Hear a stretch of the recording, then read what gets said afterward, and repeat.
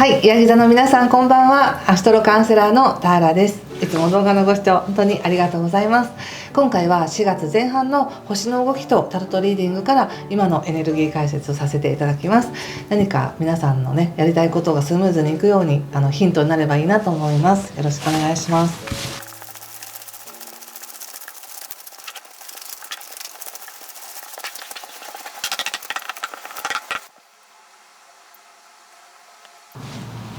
はい、じゃあ一緒に見てみましょう。お願いします。はい、カップエース逆、そしてペンタクスの2、ペンタクスの7、フール逆、そしてタワー逆、ワンドの9逆、そしてジャスティスの逆ですね。気をつけることや対策がソードの9逆とカップの10とオラクルは、はい、カップの8の逆ですね。なるほど、なんか素晴らしい気づきがありそうな感じがしますね。ちょっとまず星の話なんですが、4月っていうのは全体的にやはり何かが始まっていく、進んでいくっていう動きがあります。特に中旬を過ぎるとその勢いが強くなるんですけども、ただヤギ座さんにとってはこのエネルギーっていうのは自分の心を整えるとか、自分の家の中を整えるとか、部屋もそうなんですけど、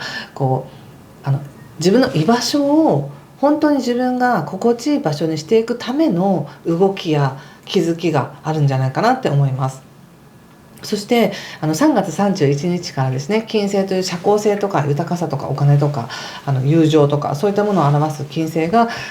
牡牛座に入るので、ヤギ座さんにとってはこのエネルギーって自分が楽しんでいいよとか、恋愛でもレジャーでも何か子育てでもいいし、何か自分の創作活動でもいいし、なんかそういったことをとにかくやりたいことを何でも楽しんでいいんだよみたいな、そういった優しいエネルギーがあります。だからなのか、だからこそなのか分かりませんが、なんかやっぱり家の中のことに向き合っていくっていう感じがあります。家族のことかもしれないし、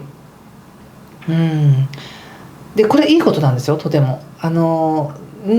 なんか一般的な話ですけども、家族っていろいろ何か確執があったりとかね、ちょっともう長年のもうなんかいろいろあって話したくないとかあったりするかもしれませんが、だからそこを見ていくことによってものすごくすっきりするみたいな、そんな感じなんです。なんか川の底のなんか泥をちょっとほじくってきれいにしてるみたいな、なんか一瞬ちょっと川濁るけどその後すごいきれいになるみたいな、そういうイメージです。そして4月の10日以降ですね、火星というバイタリティとか、時に怒りっていうエネルギーもあるんですけど、戦っていく力とかバイタリティですね。それが火星がお羊座に入ることによって、ヤギ座さんにとってはやっぱり家の中で何か戦うみたいなこともあるかもしれないし、とにかく自分の内側で情熱が燃え始めるっていうこともあります。でこれまでは例えば家族のためにとか、その他のね人たちの状況のために、状況を考えて自分が抑えていたことや、なんかオブラートに包んでいたことを、それを表に出す勇気が出てくるとか、もうこれ以上自分に嘘をつきたくないんだみたいな、そういったエネルギーとかっていうこともありますし、何か強さが自分の中にある感じがするんです。4月10日以降で、それを形にしていく、表に出していくんだなっていう感じが出ています。頑張ってって感じがすごくしますけどね。ちょっとカードで見た時にやはりなんか、もちろん嬉しいこともある、日常生活の中で嬉しいことや楽しいこともあるんだけど、なんかもうそれでごまかすのは嫌なんだみたいな感じかもしれません。だんだん昔はそれで良かったものがだんだん色あせて見えるみたいな、もうそれを楽しいと思えなくなってきたみたいな感じがあります。そしてとはいえね、やっぱり経済的なこととか、これまでの自分自身の価値っていうものを大切にしてきたものもあるから、それはそれで守っていくけれども、でも何かをやっぱりきれいにしたいんだ、生産したいんだみたいな思いがありますね。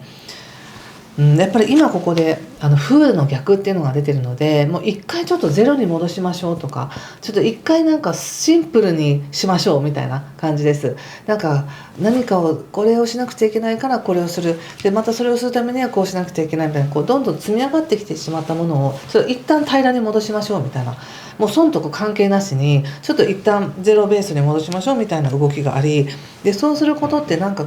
まるでですけど、自分がこれまで積み上げてきたものを自分で否定してしまうような感覚になってしまうかもしれないんですけど、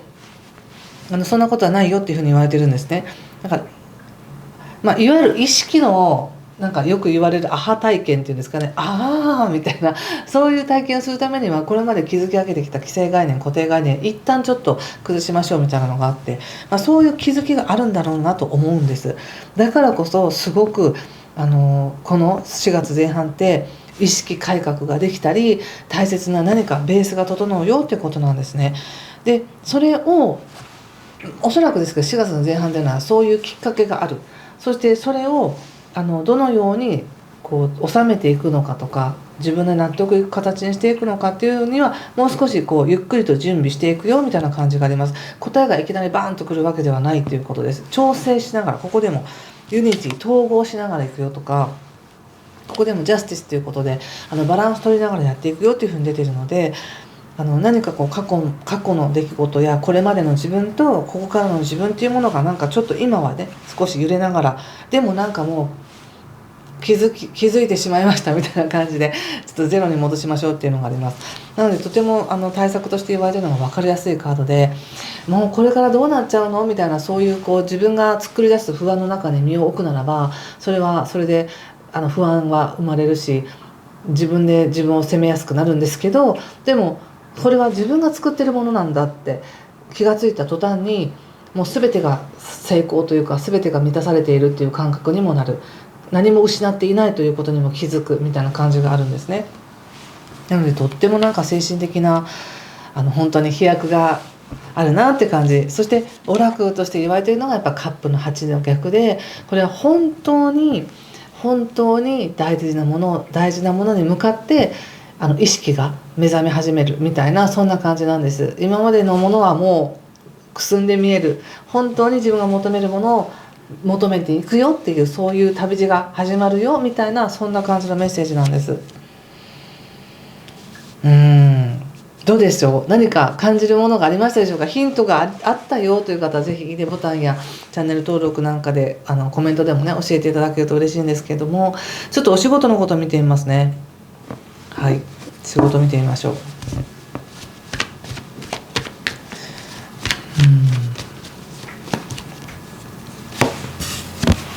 バンドの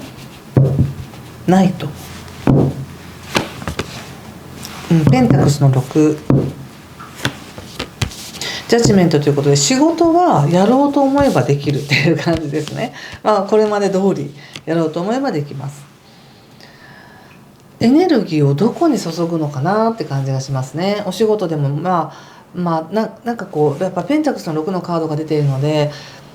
まるでボランティアのように、別にこれ利益にならないんだけどいいやみたいな感じでやることもできるし、何かを動かしていこう、活性させようとして意図的に何かを動かしていく、仕事としてですよ、やっていくこともできますっていうふうに言われています。なのでどっちの方向に行っても OK っていう感じで言われてますね。でもなんかさっきのこのカードの全体像から見ると、やっぱ何か大事なこう本当にもう一回ちょっとゼロに戻して考えてみようみたいなのがあるがゆえに、これまでの流れの延長線上でお仕事をすることがちょっとためらってるっていう感じかもしれませんね。なので問題がない程度にこれまで通りちょっとお仕事はしようかなみたいな感じかもしれません。意識的に文字するとするならば本当に損得じゃなく自分ができることをやってあげるみたいな意識でいくと、ちょっと気持ち的に楽なのかなっていうふうに思いました。はい、ちょっと人間関係見てみますね。でもなんかありそうですよね。例えばこう家族の中で誰かが一人暮らしをするとかですね、そういうのって家の在り方が変わるから、なんか寂しいような、でも独立してくれて嬉しいようなみたいな、そういった感じかもしれないし、そういう時を経て自分ってこれまでこういうふうに生きてきたんだなっていうことに気づいて、これからはこうしたいっていうのが芽生えてくるのかもしれないから、一瞬何か変化があるんですけど、それはとてもさっき言った本当に自分の望む生き方や人生に必要な流れに乗っていくからねっていうことです。ちょっと人間関係見ますね。ソードキング、ペンタクスの6、また出ましたね。ペンタクスの6、ワールドということで、人間関係はとてもいいです。自分がこれまで培ってきた関係性っていうのはこれからも続いていくし、自分の世界観の中で人と関わってやっていけるよというふうに言われています。そしてやっぱりまたここでもペンタクルスの6が出てるということは、何か本当に損得ではない関係性があるんだなっていうふうに思いますし、もう一つ私が感じるのは、その人間関係をうまくやっていくために、なんかその厳しくあろうとしなくていいよって感じがしました。自分自身に対してですよ。これは相手にじゃなくて、なんか自分を認めてもらえる人になるためにしっかりした自分になろうみたいな、そういう感じ。そこは力抜いて大丈夫ですよって。なぜならばもうすでに柳田さんは関係性におけるちゃんとした構築っていうのはできてきましたよねっていう感じがあるので、その自分を誇りに思ってくださいって感じがしました。そしてもしですけど、いや私人間関係不器用なんですって、全然友達がいませんとかっていう方は、もしかしたら自分に厳しかったのかもしれないなっていう気づきがあるのかもしれません。例えばの話ですけど、分かりやすい例でいくと、例えば友達が遊びに来るってなった時に、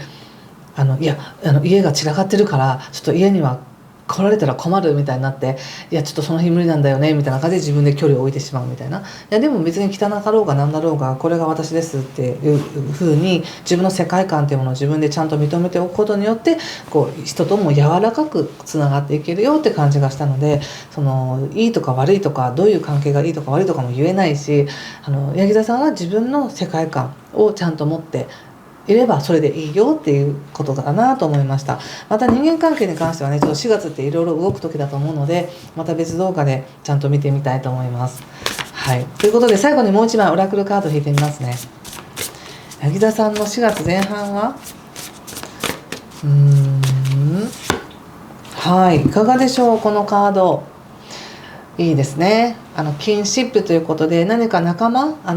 とかコミュニティで集ってもいいし、自分の家族で集ってもいいし、仲間と楽しい時間を過ごしてねって感じがしました。はい、ということでありがとうございました。ぜひ